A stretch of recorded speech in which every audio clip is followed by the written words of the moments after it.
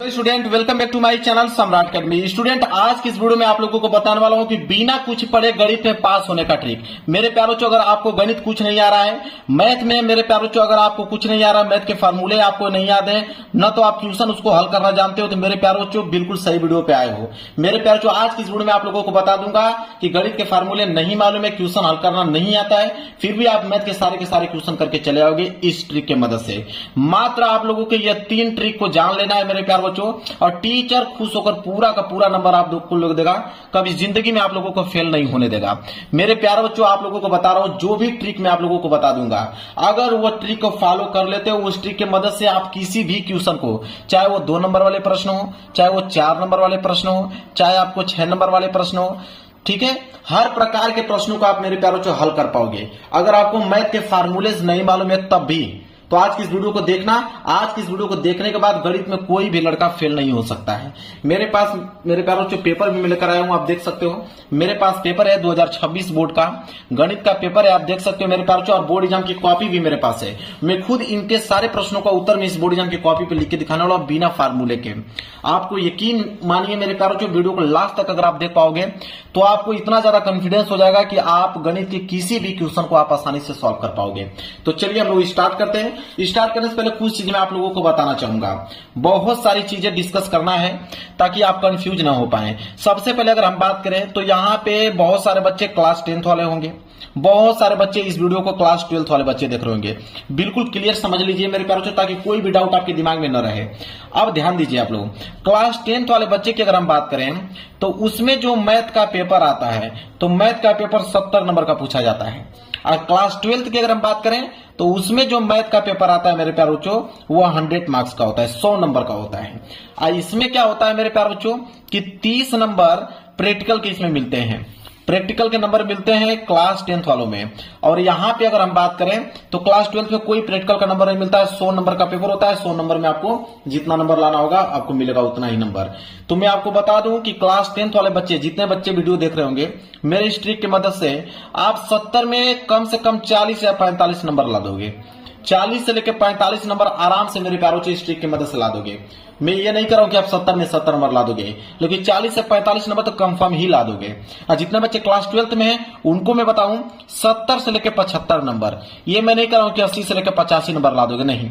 मैं इतना ज्यादा आप लोगों को क्यों बताऊं, मेरे ट्रिक की मदद से मेरे प्यारों को आप 70 से 75 नंबर लाकर एक अच्छा स्कोर खड़ा कर सकते हो, वो भी बिना कुछ पढ़े।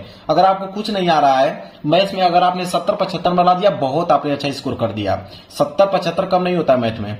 तो जो बता रहा हूं वही ट्रिक को आपको फॉलो करना है, जिस तरह का बताऊंगा उसी तरह आपको एग्जाम में लिख के आना है। कोई दिमाग अगर एक्स्ट्रा लगाओगे तो नंबर वहां से काट लिया जाएगा आपका।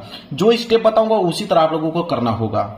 देखिए मैं कोई भी प्रश्न ले लेता हूं इस पेपर में से, बहुत सारे प्रश्न लेकर आप लोगों को बताऊंगा। मान लीजिए मैंने खंड ब का एक प्रश्न संख्या 21 ले लिया, खंड ब का प्रश्न संख्या 21 ले लिया। तो सबसे पहले आपको करना क्या है, जब बोर्ड एग्जाम की एक कॉपी मिल गई, यह आपकी बोर्ड एग्जाम की कॉपी है, ठीक है। तो बोर्ड एग्जाम की जब कॉपी मिलेगा तो आपको स्केल की सहायता से अंडरलाइन खींचना होगा। जैसे मैंने यहाँ पे खींच रखा है, इसी तरह डबल अंडरलाइन आपको खींचना होगा, क्योंकि मैंने ऑलरेडी खींच के लेके आया हूँ, आप में खींचा नहीं रहेगा, आपको खींचना पड़ेगा। तो डबल अंडरलाइन जरूर से जरूर खींच लीजिएगा। और मैं आपको बताऊं, यहाँ पे इसलिए गैप छोड़ा जाता है ताकि आपके जो नंबर है यहाँ पे जोड़े जा सकते हैं। यहाँ पे जब आपका कॉपी चेक होता है तो नंबर यहीं पे कैलकुलेट होता है, इसलिए इसको जगह को छोड़ना जरूरी है। और आपको मैं बता दूं सबसे इंपॉर्टेंट नियम कि आपको हर जगह पे रोल नंबर लिखना है, मतलब हर एक पेज पे आपको रोल नंबर लिखते चलना है। तो हर एक पेज पे रोल नंबर लिखना है और जगह तो आपको छोड़ना ही है, ठीक है। यह समझ में आ गया आप लोगों को। अब हेडिंग आपको डालना है खंड ब। खंड ब करने वाले थे तो आप यहाँ पे डालेंगे सबसे पहले खंड ब। देखिए जो भी प्रश्न कर रहे हैं उसको आपको मेरे प्यारों को किसी कीमत पर डालना ही पड़ेगा। खंड ब है, खंड ब डालिए। प्रश्न संख्या 21 कर रहे हैं तो आप एक लाइन छोड़ के आप डालिए प्रश्न उत्तर संख्या 21। जो भी प्रश्न संख्या करेंगे उसको आपको हेडिंग डालना ही डालना है। जैसे प्रश्न उत्तर संख्या 21, तो यहाँ पे लिखोगे प्रश्न उत्तर संख्या 21। हो गया, ठीक है।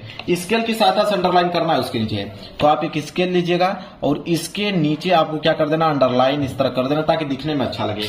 अब मेरे प्यारों वो भी 21 में आप देखिए क वाला प्रश्न कर रहे हो कि आप पीछे देखिए, ख वाला कर रहे हो कि ग वाला कर रहे हो कि घ वाला कर रहे हो कि ड़ कि च, बहुत सारे प्रश्न है। तो आप क वाला कर रहे हो तो आप यहाँ पे डालिएगा 21 का क, तो यहाँ पे आप लिखिएगा 21 का क और यहाँ पे भी लिख सकते हैं इस तरह क। क्लियर है? ये काम आपको करना ही करना, किसी भी प्रश्न कर रहे इसी तरह करना है। क्लियर है? चलिए अब ध्यान दीजिए, आप प्रश्न करने का तरीका क्या है उसको समझिए। देखिए, वो ट्रिक जिसे टीचर देकर नंबर देता है, वो ट्रिक मैं आपको बताने वाला हूं जिसे टीचर देके पूरा का पूरा नंबर देगा। आप उसको समझिए, मेन चीज यही है। देखिए, पहला नियम ये कहता है मेरे प्यारे बच्चों कि स्टार्टिंग इज इंपोर्टेंट। मैथ में क्या है कि स्टार्टिंग बहुत ही ज्यादा इंपोर्टेंट रहती है कि आप स्टार्ट करते कैसे हो, किसी भी क्वेश्चन को स्टार्ट करने का तरीका आपका क्या है। इसके बाद अगर हम बताएं, दूसरा नियम ये कहता है कि मैथ में जो है स्टेप मार्किंग होती है, मतलब स्टेप मार्किंग का नंबर मिलता है मैथ में। जैसे स्टेप मार्किंग का मतलब ये होता है, जैसे अगर मैं कह दूं आपको कि 2 गुणे 3 प्लस 5, तो आप कहोगे, कोई आंसर इस तरह लिख सकता है कि 2 3 6 6 5 11, डायरेक्ट एक स्टेप में ही उसका आंसर क्या करेगा बता देगा। अगर इसका स्टेप बढ़ाना चाहोगे तो आप ऐसे कर सकते हो कि 2 में 3 का गुणा करोगे तो 6 और 6 प्लस 5 और 6 और 5 जोड़ोगे तो कितना हो जाएगा 11। क्लियर है?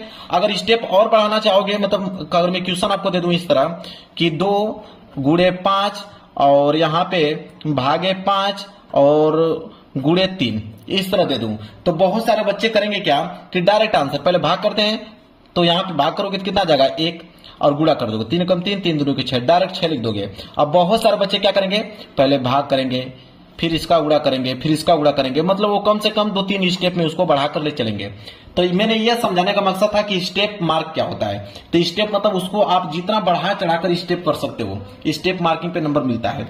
इसके बाद प्रश्नानुसार, आपको जब हल कर रहे हो कोई भी प्रश्न, तो प्रश्नानुसार क्या है उसको सारी चीजें मेंशन करना, उसमें दिया है उसको भी लिखना है, चिन्हों का प्रयोग आपको करना है। इसके बाद किसी भी प्रश्न को छोड़ो मत। अगर इतना चीज अगर आपने जान गया तो समझिए कि आपको गणित में कोई फेल नहीं कर सकता है मेरे प्यारे बच्चों। जितना नंबर में बोला उतना नंबर लेकर आओगे। तो ये सारी चीजें आपने समझ लिया। अब देखिए प्रश्न करने का तरीका क्या है।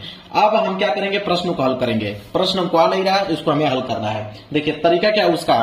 तो अब यह प्रश्न आपके पास है। प्रश्न हम एक बार पढ़ते हैं। कह रहा है कि एक घन का आयतन 1331 सेंटीमीटर क्यूब है, इसकी प्रत्येक भुजा ज्ञात कीजिए। प्रश्न कितने नंबर के लिए, 2 नंबर के लिए दिया है। अब देखिए इसको कैसे हल करोगे। सबसे पहले मेरे प्यारे बच्चों आपको करना क्या है कि सबसे पहले लिखना है यहाँ पे हल। यहाँ पे क्या लिखोगे, हल लिखोगे।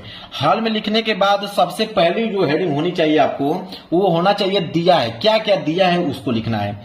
तो यहाँ पे लिखोगे आपकी दिया है, आप लिखोगे यहाँ पे दिया है। ब्लैक पेन से आपको लिखना है, याद रहे ब्लैक पेन से लिखना है कि दिया है।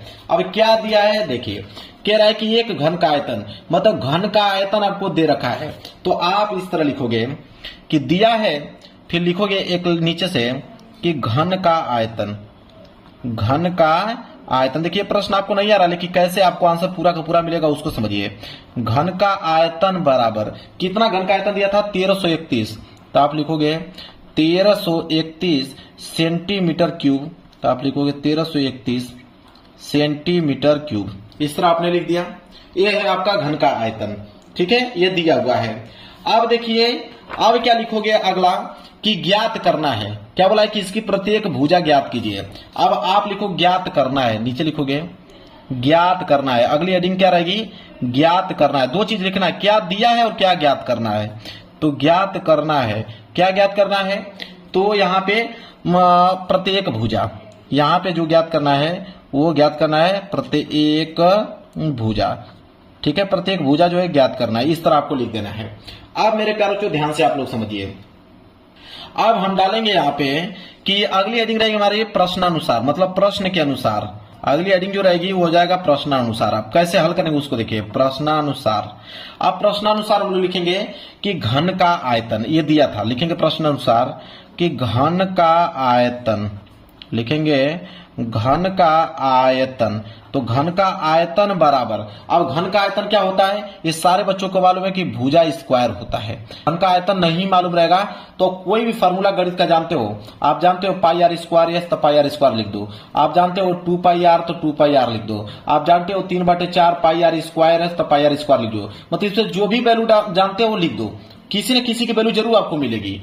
जो बता रहा हूं वही नियम आप फॉलो करो। तो घन का आयतन कितना दिया है, तो घन का आयतन तो आपको ऑलरेडी दे रखा है कितना, 1331। तो 1331 बराबर आयतन है ना, भुजा स्क्वायर नहीं होता, भुजा क्यूब होता है। यहां पे लिखिए भुजा क्यूब, ठीक है। क्या होगा, भुजा क्यूब होता है इसका, भुजा स्क्वायर नहीं, क्योंकि आयतन है तो यहाँ पे क्यूब होता है। अब भुजा क्यूब दिया हुआ है तो भुजा को हम लोग मान लेंगे ए। यहाँ क्या लिखेंगे, भुजा को हमने ए मान लिया था, ये हो जाएगा आपका ए क्यूब। अब यहाँ पे कोष्टक में आप लिख देना कि भुजा, लिखेंगे कि भुजा बराबर ए, मतलब भुजा को हमने क्या माना है, ए माना है, इसलिए भुजा की जगह हमने ए लिख दिया। अब ध्यान दीजिए यहाँ पे ए क्यूब में है, अगर मैं यहाँ पे सिर्फ ए की वैल्यू निकालूं तो ए अगर निकालूंगा तो ए क्यूब में उधर जाएगा तो आप क्यूब रूट हो जाएगा, मतलब घनमूल हो जाएगा। तो ये हो जाएगा आपका 1331 जो है मेरे प्यारे बच्चों, किसमें हो जाएगा, घनमूल में हो जाएगा। यहाँ पे 3 लिख दीजिएगा, ये घनमूल हो जाएगा। अब 1331 का घनमूल, तो 1331 का घनमूल कितना होता है, 11 होता है। तो यहाँ पे लिख दीजिएगा 11। तो 11 बराबर क्या आ जाएगा, ए। अब ए क्या है, भुजा। अब भुजा ही हमसे पूछा था, तो भुजा हमारा क्या आ गया यहाँ पे 11। क्वेश्चन में क्या पूछा था कि प्रत्येक भुजा क्या होगी, तो प्रत्येक भुजा क्या हो जाएगी, 11। यही हो गया मेरे प्यारों, यहाँ पे क्या हो जाएगा आप लोगों का आंसर हो जाएगा। क्लियर है, समझ में आ गया आप लोगों को। अगर आपको नहीं मालूम है क्या है, घन का आयतन भुजा क्यूब होता है, तो आप इसमें से कोई भी फॉर्मूला यहाँ पे पुटअप कर देना, आपको मालूम चल जाएगा। क्लियर है, चलिए आप देखिए इस तरह अगर आप लगाते हो तो आपको पूरे के पूरे नंबर मिलेगा। चलिए अगला प्रश्न में मैं कर क्या दिखा देता हूं आप लोगों को। जैसे खबला है कि यदि द्विघात समीकरण x square plus 3x minus P बराबर 0 का एक मूल 2 हो तो p का मान ज्ञात कीजिए। 2 नंबर के लिए इसका भी मैं आप लोगों को बता दूं कैसे इसको हल करेंगे। देखिए तो अगला पृष्ठ में अगला पेज ले लेता हूं। प्रश्न उत्तर संख्या 21 का ख है, तो सबसे पहले आप हेडिंग डालिएगा कि प्रश्न उत्तर संख्या 21 का ख। मैं बता रहा हूं आप लोगों को जो भी प्रश्न आप कर रहे हो उसका प्रश्न उत्तर संख्या आपको जरूर से जरूर डालना है। तो प्रश्न उत्तर संख्या 21 का ख है, तो आप डालेंगे 21 का ख। इसके बाद स्केल की सहायता से क्या कीजिएगा, इसके नीचे अंडरलाइन। तो स्केल की सहायता से यहाँ पे आपको करना है मेरे प्यारों को अंडरलाइन। अंडरलाइन आपने कर दिया। इसके बाद देखिए क्या लिखोगे यहाँ पे, हल। यहाँ पे क्या लिखोगे, हल। अब हल में क्या लिखना है आपको, दिया है। तो पहले क्वेश्चन पढ़ते हैं। तो क्वेश्चन में लिखा है कि द्विघात समीकरण आपको दे रखा है, तो लिखेंगे दिया है। तो दिया हम लोग लिखेंगे ब्लैक पेन से। तो यहाँ लिखेंगे कि दिया है। अब क्या दिया हुआ है, द्विघात समीकरण। तो यहाँ पे लिखेंगे कि द्विघात समीकरण, जो चीज दिया है उसको आपको पूरा सेम टू सेम आप लोगों को उतारना है। द्विघात समीकरण, द्विघात समीकरण दिया हुआ है, कितना दिया हुआ है देख लीजिए आप, x square plus 3x minus P बराबर 0। तो आप लिखोगे x square plus 3x minus P बराबर 0। ये आपको द्विघात समीकरण दे रखा है, ठीक है। और साथ ही साथ एक मूल भी दे रखा है, तो उसके नीचे लिखेंगे कि एक मूल भी दिया है। एक मूल बराबर कितना दिया हुआ है, 2 दिया हुआ है। अब ज्ञात करना है, यहाँ पे लिखेंगे अगली हेडिंग रहेगी हमारी ज्ञात करना है। अगली हेडिंग रहेगी हमारी ज्ञात करना है। क्या ज्ञात करना है, तो इसमें बोला है कि p का मान, तो लिखेंगे p का मान। p का मान क्या करना है, ज्ञात करना है। क्लियर है, चलिए आप देखिए इसको कैसे हल करोगे। अगर आपको नहीं आ रहा है तो मैंने क्या बताया, सबसे पहले हम डालेंगे प्रश्नानुसार। सबसे हेडिंग सबसे पहले हमारी क्या रहेगी, प्रश्नानुसार। तो हमने प्रश्नानुसार यहाँ पे हेडिंग बना लिया। अब प्रश्नानुसार जो दिया है द्विघात समीकरण उसको नोट करेंगे। दिया हुआ है x square plus 3x minus P बराबर 0। अगर आपको कुछ नहीं समझ में आ रहा कि इसको कैसे हल करेंगे, तो देखिए यहाँ पे एक मूल आपको दे रखा है 2। तो अब एक मूल आपको 2 दे रखा है, तो आप मान लीजिए लिखेंगे यहाँ पे नीचे कि माना x बराबर 2। जो एक मूल दिया हुआ है उसको x मान लीजिए कि x बराबर 2। अब यहाँ पे लिख दीजिए कि x का मान, यहाँ पे लिखिएगा x का मान समीकरण में रखने पर, मतलब द्विघात समीकरण पर रखने पर, x का मान द्विघात समीकरण में रखने पर, द्विघात समीकरण पे रखने पर। अब रख दीजिए x का मान। तो x का वैल्यू क्या है, 2। तो यहाँ पे लिखोगे 2। तो हो जाएगा 2 का स्क्वायर प्लस 3 गुणे x आ गया, तो यहाँ पे हो जाएगा 2 माइनस पी बराबर 0। अब देखिए 2 का स्क्वायर करोगे तो 4 और प्लस 3 का गुणा 2 में करोगे तो 6 माइनस पी बराबर कितना आ जाएगा आपका, 0 आ जाएगा। अब 6 4 कितना होता है, 10। तो 10 माइनस पी बराबर कितना आ जाएगा, 0। तो इधर हो जाएगा 10 बराबर माइनस पी, उधर बचोगे तो प्लस पी। तो पी बराबर कितना आ गया, 10।